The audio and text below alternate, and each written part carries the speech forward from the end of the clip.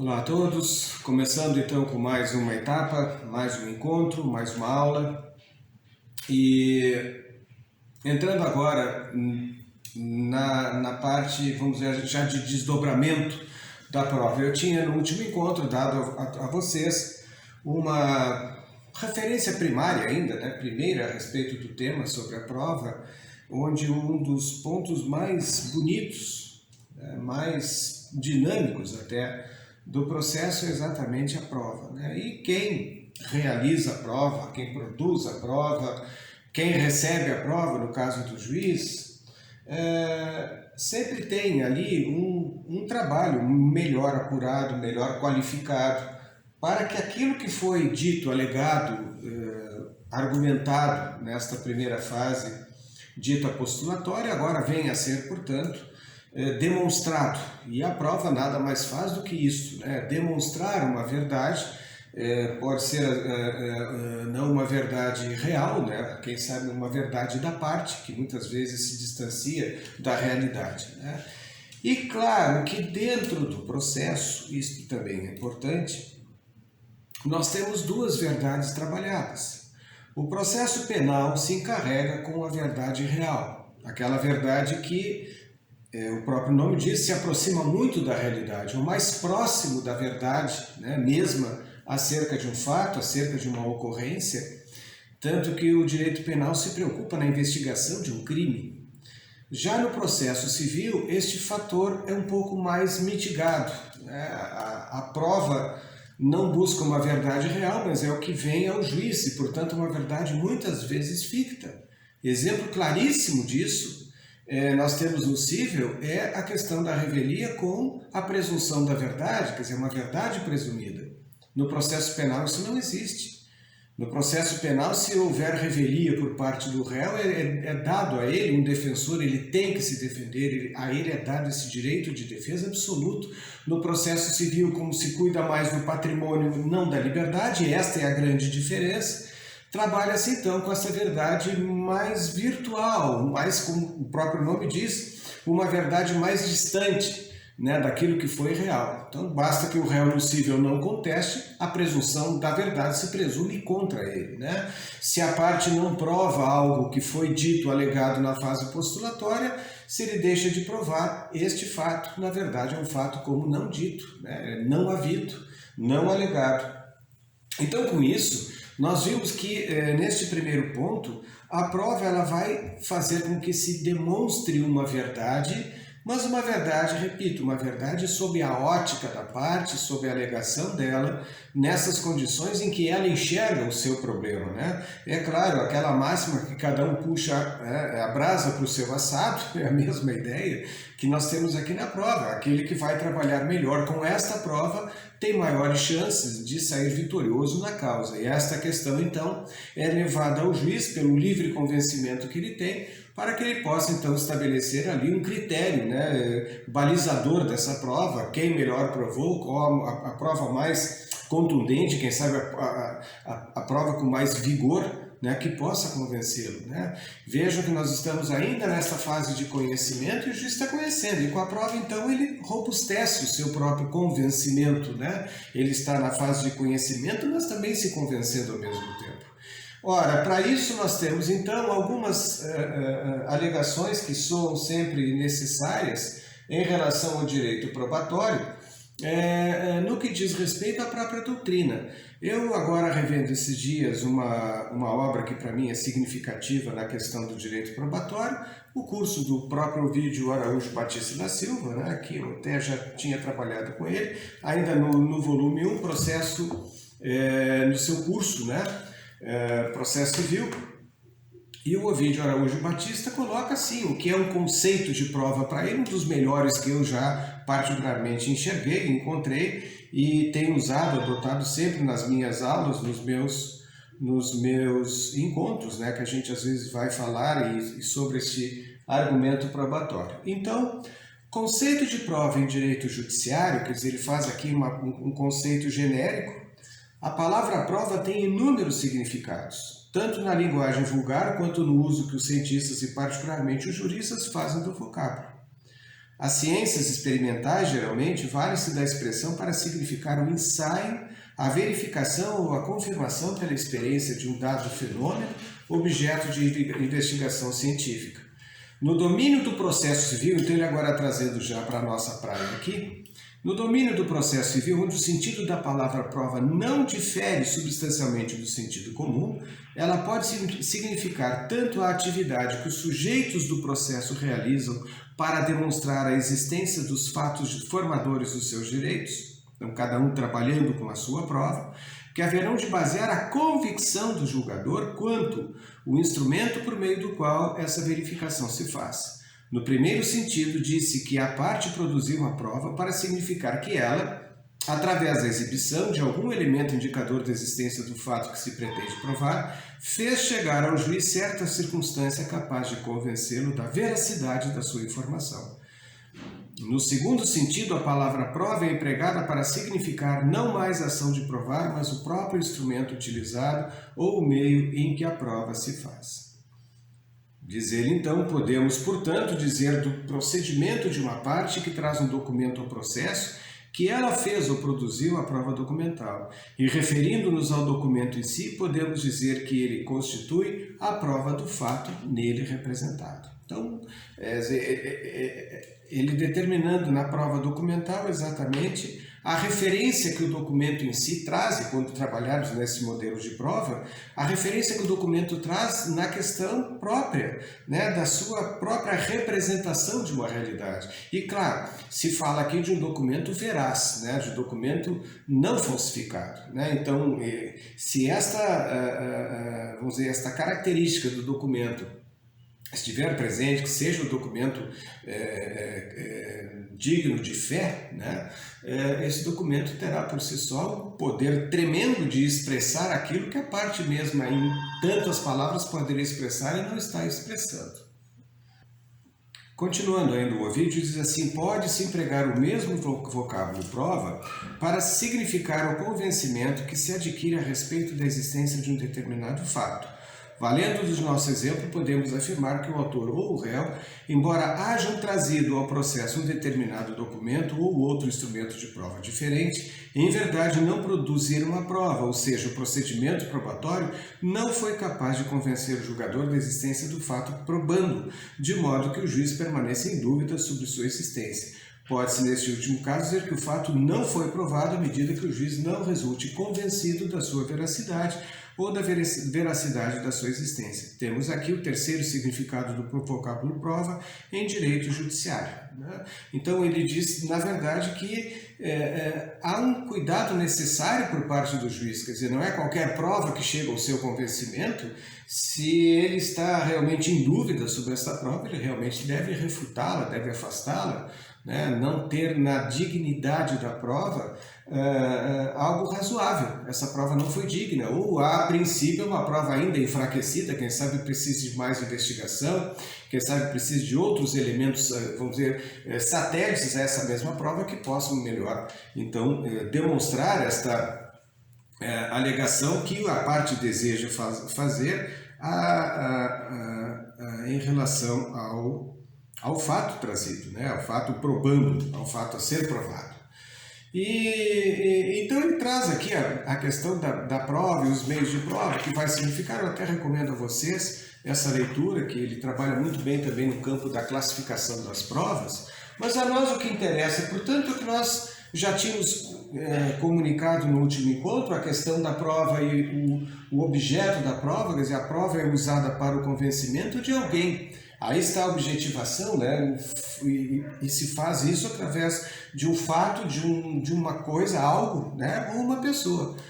Eu alegar que realmente, lá no crime, que uma pessoa furtou um documento, por exemplo, é fato a ser provado, né? É uma circunstância. Em relação à pessoa, por exemplo, a questão de uma cicatriz que a pessoa possua por conta de uma má cirurgia feita na área civil, né?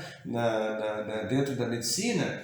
Então, enfim, a coisa, o automóvel amassado. Então, nós vamos estabelecer agora este resultado de análise, né, que nós vamos fazer a respeito disso. Também vimos que sempre há uma relação objetiva e subjetiva da prova. Relação objetiva é quando eu, como parte, produzo a prova a ser utilizada para demonstrar a minha verdade, né? E ao tempo em que eu tenho uma relação de subjetividade da prova, é como o juiz vai receber essa prova. Subjetivamente nós sabemos, o juiz tem então esta liberdade, né? Tem o seu livre-arbítrio para bem poder estabelecer, com a largueza desta mesma liberdade, uma avaliação digna dessa prova, se ela é uma prova forte, é uma prova que realmente ainda precise de outra complementação, ou enfim, qualquer característica dessa prova, então é de avaliação individual e subjetiva do juiz. Ele, na verdade, ele é o cara que recebe a prova, ele é o, vamos dizer assim, ele é o destinatário da prova, essa prova que eu produzi, que eu, enfim, vim trabalhando com ela no processo desde o seu início, seja como autor, seja como réu, aquilo que está, portanto, provado nos autos. Nós vimos ainda a questão da constitucionalidade da prova, apenas uma mera complementação disso, né, que o artigo 5º, lá no seu inciso 55, diz aos litigantes, sempre é dado este direito, seja em processo administrativo ou judicial, o direito de provar o seu direito, né, através dos meios moralmente legítimos, né, aqueles atribuídos por meios lícitos, não por outras medidas quaisquer, espúrias às vezes, né? E no artigo 369, apenas como o início da parte referente à prova no CPC, é o capítulo destinado a ela, no artigo 369 diz assim: as partes têm o direito de empregar todos os meios legais, bem como os moralmente legítimos, ainda que não especificados neste Código, para provar a verdade dos fatos em que se funda o pedido ou a defesa e influir eficazmente na convicção do juiz. É isso. Dizíamos ainda naquele encontro que todos esses meios que sejam chamados satisfatórios, né, de boa índole, um modelo de prova usado à luz da ética, da moralidade, evidentemente, vai ser considerado um meio eficaz, né? Aqui, claro, eu dizia ainda a vocês, diante dessa variedade que nós temos hoje de acompanhamentos de prova com a própria ciência, né? Com a própria evolução científica e também tecnológica a respeito da própria prova, é evidente que isso se faz sentir com muito vigor. Aí nós vamos ver então, a partir de agora, as nomenclaturas referentes à prova. No artigo 369, repetindo esse artigo, vimos agora, as provas coletadas de maneira legítima e não moralmente reprovável. O artigo 369 diz exatamente isso. Muito bem, vocês não precisam ter no rol das provas do Código o modelo exclusivo, não. Temos outros modelos probatórios que não aqueles. Cientificamente, repito a palavra científico aqui, porque na verdade, cientificamente, nós temos uma referência bastante louvável de outros meios probatórios que nós, há questão de anos atrás, não tínhamos. Isso já foi dito a você, já conversamos sobre isso, mas o importante, o principal de tudo, é que a prova seja imaculada. Significa uma prova honesta, sem máculas. E aí um princípio nasce chamado princípio da imaculação da prova. A prova não pode ter nenhuma mancha, nenhuma nódoa que possa comprometer a própria prova. E evidentemente que muitas vezes uma prova mal formada ou desonestamente formada em juízo pode trazer consequências para a parte e obviamente também para o seu advogado. Então isso tudo vem causando aí um verdadeiro envolvimento para que as pessoas no processo, eu digo todas as pessoas que trabalhem num processo, façam sempre os seus atos de maneira digna, de maneira rivada desta boa-fé, de maneira salutar no sentido da moral e da ética, né? Então, são as provas chamadas moralmente legítimas. E com esta razão, a imaculação da prova, que ela não seja maculada, que a prova, portanto, eu tenho uma testemunha, que essa testemunha, eu, advogado, não converse com ela antes da audiência, que eu não chame essa testemunha no escritório. Isso é imaculação. Problema meu com o meu cliente, está bem. Agora, eu não posso trabalhar em cima da testemunha. Isto seria macular a prova. Eu estou condicionando, vamos dizer, até dirigindo o depoimento dessa testemunha em juízo. Eu, particularmente, sempre converso, né, antes com o meu cliente para dizer, olha, não tenho interesse mínimo de conversar com a mas tem que conversar. Não vou conversar. Eu quero que tu me faças ali um roteiro das perguntas que são possíveis, o que essa testemunha tem a respeito do fato. Vejam, isso é imaculação da prova. Eu não contamino, né? Eu não trago nenhuma situação de contágio a esta prova por conta do meu contato com ela. Isso não pode acontecer, né? Então nós vamos ver outras nomenclaturas dentro dessa mesma apresentação aqui, é chamada prova emprestada. O que é isso aqui, prova emprestada? O artigo 372 do Código nos diz, vamos a ele, não custa?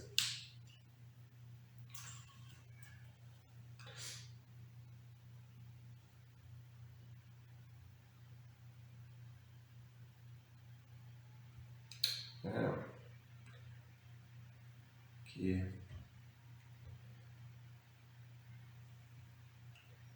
372.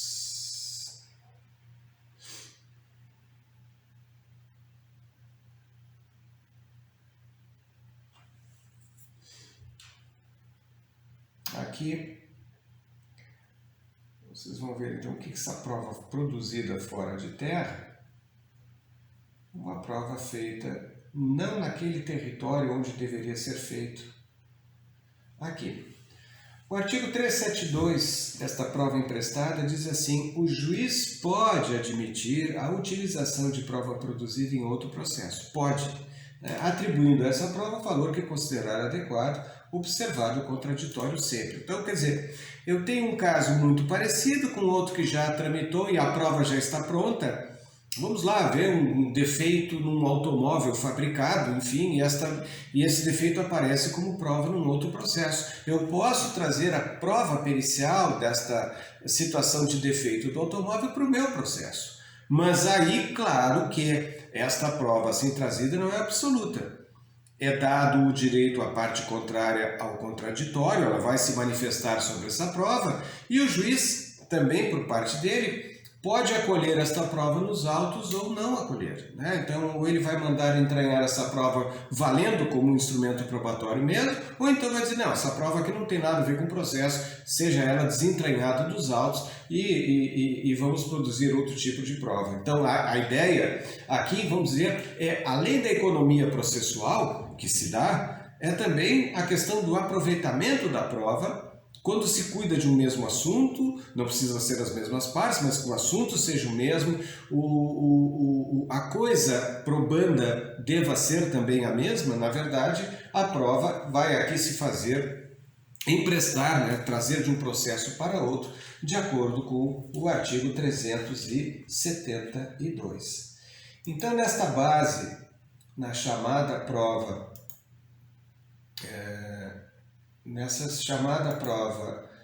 emprestada, nós temos uma ideia do nosso Moacir Amaral Santos, que eu quero trazer a vocês também. Moacir Amaral Santos diz assim, acho que está abrindo aqui: muito comum é o oferecimento em um processo de provas produzidas em outro. São depoimentos de testemunhas, de litigantes, são exames traslados por certidão de outros autos para outros, com o fim de fazer prova.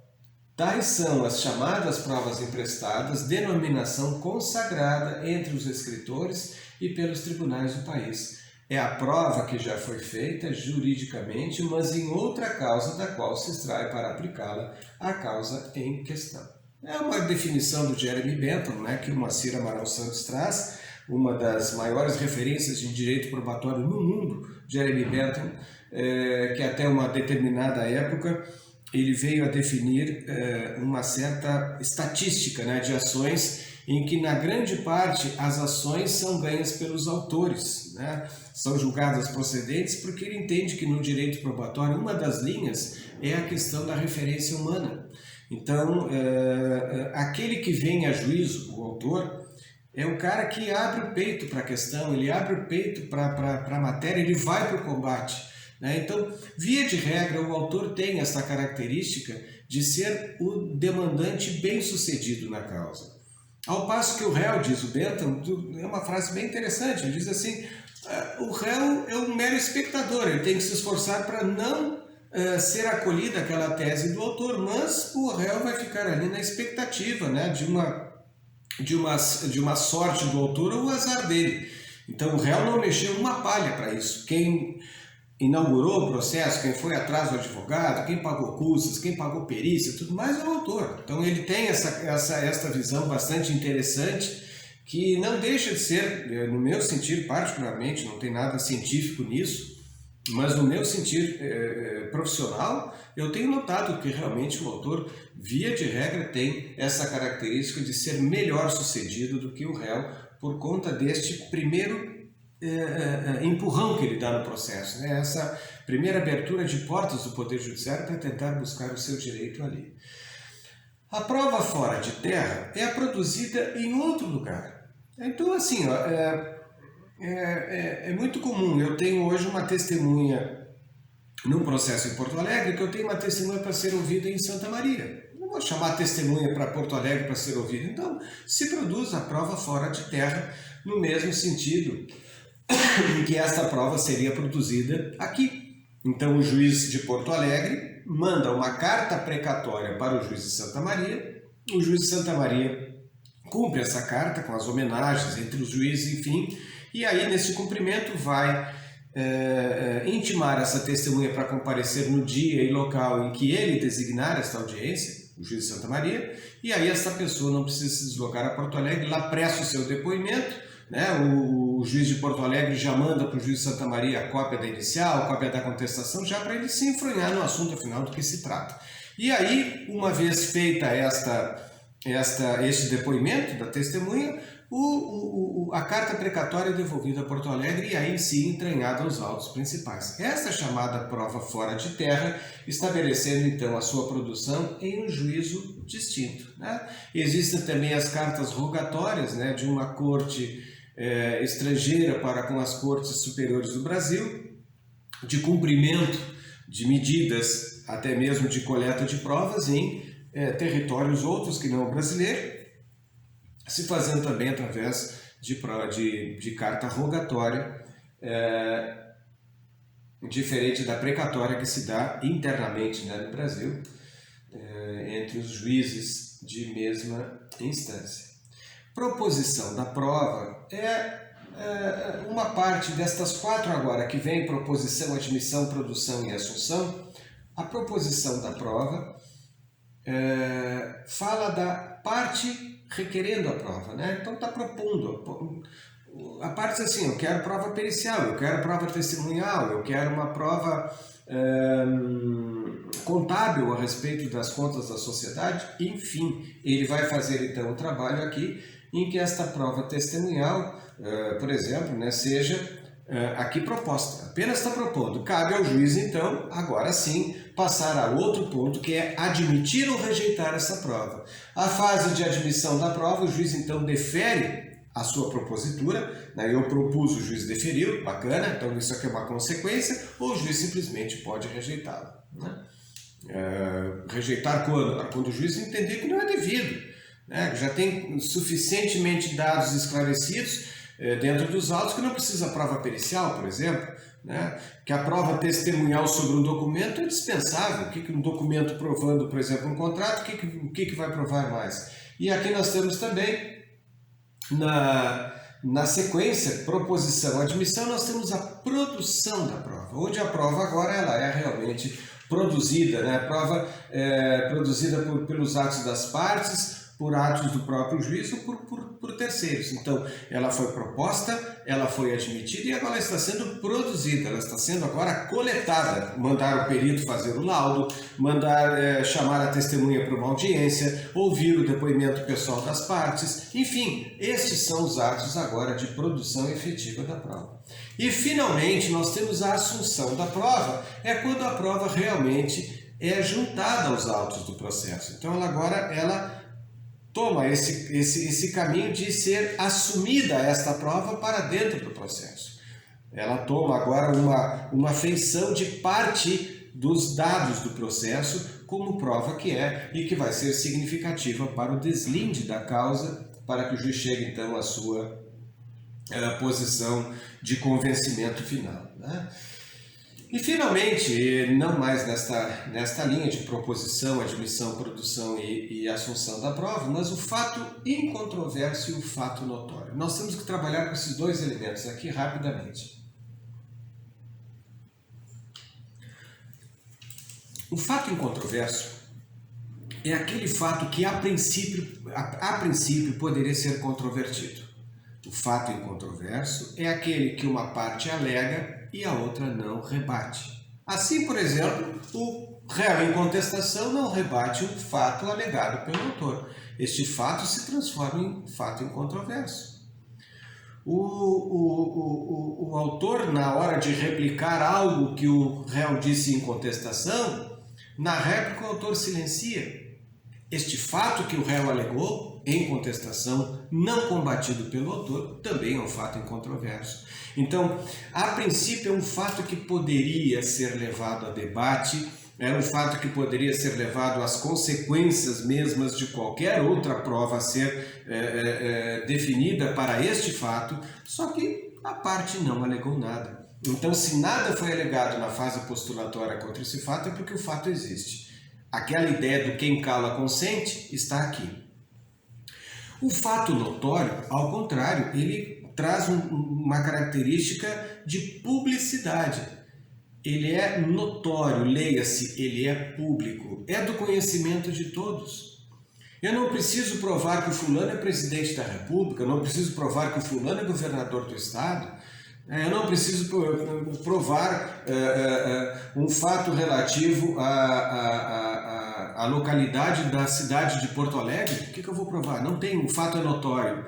A questão aqui é posta em termos de publicidade, porque de pública forma é conhecido e, portanto, não pode ser contestado. Então, a grande diferença está no fato incontroverso. Poderia ser contestado? Sim. O fato poderia ser controvertido. Não foi. O fato notório não pode ser contestado. Se eu disser em juízo que o dia tem 25 horas, opa, aqui nós temos um problema. Ninguém e nem a outra parte precisa provar que o dia tem 24. Se eu alego que o dia tem 25, evidentemente que o juiz não vai acolher esse argumento, porque o fato notoriamente é que o dia tem um horário diferente, tem a duração diferente de 25 horas. Então, a ideia dessas nomenclaturas é deixá-los, então, a par de algumas informações que a própria doutrina nos traz. Bem, quanto a isto, é prudente dizer aqui, na parte que se fala sobre os princípios fundamentais, que nós vamos entrar agora, é prudente que se diga algo sobre o nosso Ovídio. Ele diz assim: o direito probatório constitui sem dúvida um capítulo especial do processo civil, regido por princípios e regras particulares que lhe dão o caráter de um verdadeiro sistema. Os princípios que presidem o direito probatório, como sucede com os demais princípios que regem os outros domínios da ciência do direito, não podem ser confundidos, no entanto, com os princípios que presidem as chamadas ciências da natureza. Um princípio físico, por exemplo, o da gravitação universal ou qualquer outro, constitui uma regra inexorável a que os fenômenos da natureza se submetem necessariamente. Quando se fala no domínio do direito, em princípios fundamentais, faz-se alusão a princípios norteadores de compreensão do fenômeno jurídico como simples instrumento de referência para a solução de um problema jurídico qualquer. Quer dizer, o princípio, o que é? O princípio é a origem. Então, Por que nasce o direito probatório? Então, os princípios se encarregam, essa chamada axiologia jurídica, se encarrega de formar e informar a origem, quer dizer, o aspecto genético, a gênese de toda a atividade probatória. Os princípios fundamentais, a que faremos agora a breve referência, denomina-se para a construção de uma teoria geral da prova. Ora, isso que ele diz, teoria geral da prova está exatamente estabelecida em princípios. A prova não nasce do nada, a prova tem que nascer de uma construção que ao longo dos anos, já desde o direito romano, o direito probatório se fazia.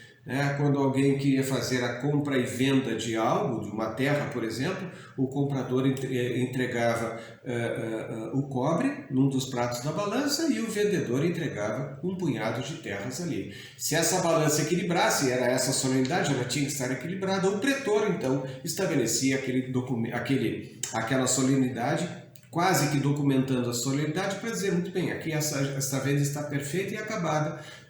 O Perez et Librum, chamado pelo cobre e pela balança, estabelecia esta relação já de ficção, até mesmo, ficciosa, em termos de prova, mas tinha a autoridade do pretor, representante do Estado que era, para que desse então um cunho de veracidade e de legitimidade a esse negócio.